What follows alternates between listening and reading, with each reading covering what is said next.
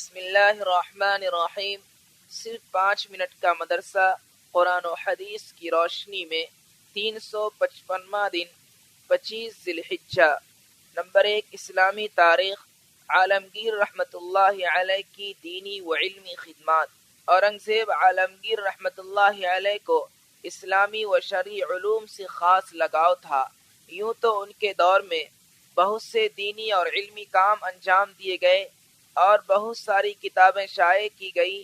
انہی میں سے علامہ حسن کی کتاب رد شیعہ اور دوسری کتاب مولانا محمد مصطفیٰ کی نجم الفرقان ہے، جو قرآن مجید کے الفاظ کی فہرست یعنی انڈیکس ہے۔ اس کے علاوہ ان کا گراں قدر علمی کارنامہ یہ ہے کہ انہوں نے ہندوستان کے علماء کی ایک جماعت کو حکم دیا کہ فقہ کی تمام کتابوں سے مسائل منتخب کر کے ایک ایسی جامع کتاب تیار کی جائے جو فقہ کے تمام پہلوؤں پر حاوی ہو۔ شیخ نظام الدین کو اس جماعت کا صدر بنایا گیا۔ چنانچہ علماء کی 8 سالہ محنت کے بعد فتاوی عالمگیری شاہی تیار ہوئی، جس پر اس زمانے میں 2 لاکھ روپے خرچ ہوئے۔ بادشاہ کا معمول تھا کہ روزانہ اس کتاب کا ایک صفحہ شیخ نظام سے پڑھوا کر اس پر غور و فکر کرتے اور پھر علماء کی متفقہ رائے سے اس کو لکھا جاتا۔ حقیقت میں یہ ایسا علمی کارنامہ ہے کہ جس نے علماء و طلباء کو فقہ کی تمام کتابوں سے بے نیاز کر دیا۔ جب اس کتاب کو عرب علماء نے پڑھا تو اسے بڑی قدر کی نگاہ سے دیکھا اور پھر عرب میں فتاوی ہندیہ کے نام سے اس کو شائع کیا۔ نمبر 2، اللہ کی قدرت۔ مچھر۔ اللہ تعالیٰ نے چھوٹی بڑی بے شمار مخلوق پیدا فرمائی ہے۔ کوئی بھی چیز قدرت کے کارخانے میں نکمی اور بیکار نہیں ہے۔ مچھر ہی پر غور کیجئے تو اس کی بناوٹ اللہ کی قدرت کا کرشمہ معلوم ہوتی ہے۔ وہ جب انسان کے جسم پر بیٹھتا ہے تو اپنی سونڈ جلد کے مساوات میں داخل کر دیتا ہے اور پیٹ بھر کر خون چوس لیتا ہے، اور حیرت کی بات ہے کہ اس کی سونڈ اتنی باریک ہونے کے باوجود نلکی کی طرح ہوتی ہے۔ آخر اس کی اتنی باریک سونڈ میں سوراخ کس نے پیدا کیا؟ بے شک یہ اللہ ہی کی قدرت کی دلیل ہے۔ نمبر 3، ایک فرض کے بارے میں کھڑے ہو کر نماز پڑھنا۔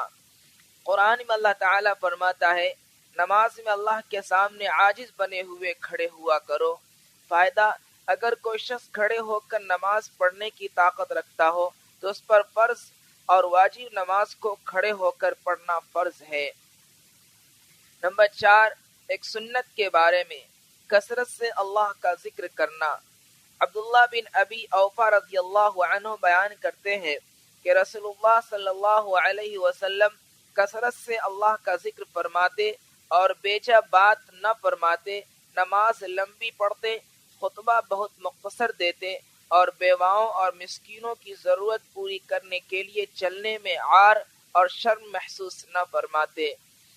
نمبر 5، ایک اہم عمل کی فضیلت۔ جنت کا خزانہ۔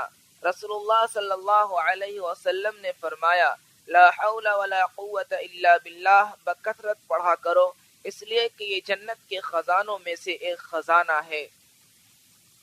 نمبر 6، ایک گناہ کے بارے میں۔ زنا اور ناپ تول میں کمی کرنے کا وبال۔ رسول اللہ صلی اللہ علیہ وسلم نے فرمایا، جس قوم میں زنا عام ہوتا ہے اس میں طاعون اور ایسی بیماریاں پھیل جاتی ہیں جو پہلے نہیں تھی، اور جو لوگ ناپ تول میں کمی کرتے ہیں تو وہ لوگ قحط سالی، پریشانیوں اور بادشاہ کے ظلم کے شکار ہو جاتے ہیں۔ نمبر 7، دنیا کے بارے میں۔ اللہ تعالیٰ اپنے بندے سے کیا کہتا ہے؟ رسول اللہ صلی اللہ علیہ وسلم نے فرمایا، اللہ تعالیٰ فرماتا ہے، اے ابن آدم، تو میری عبادت کے لیے فارغ ہو جا، میں تیرے سینے کو مالداری سے بھر دوں گا اور تیری محتاجگی کو ختم کر دوں گا، اور ایسا نہیں کرے گا تو میں تیرے سینے کو مشغولی سے بھر دوں گا اور تیری محتاجگی کو بند نہیں کروں گا۔ نمبر 8، آخرت کے بارے میں۔ اہل جنت کا لباس۔ قرآن میں اللہ تعالیٰ فرماتا ہے، اہل جنت کو سونے کے کنگن پہنائے جائیں گے اور سبز رنگ کے باریک اور موٹے ریشمی لباس پہنائے جائیں گے۔ نمبر 9، طب نبوی سے علاج، کھانے کے بعد انگلیاں چاٹنے کا فائدہ۔ رسول اللہ صلی اللہ علیہ وسلم جب کھانا کھا لیتے تو اپنی تینوں انگلیوں کو چاٹتے۔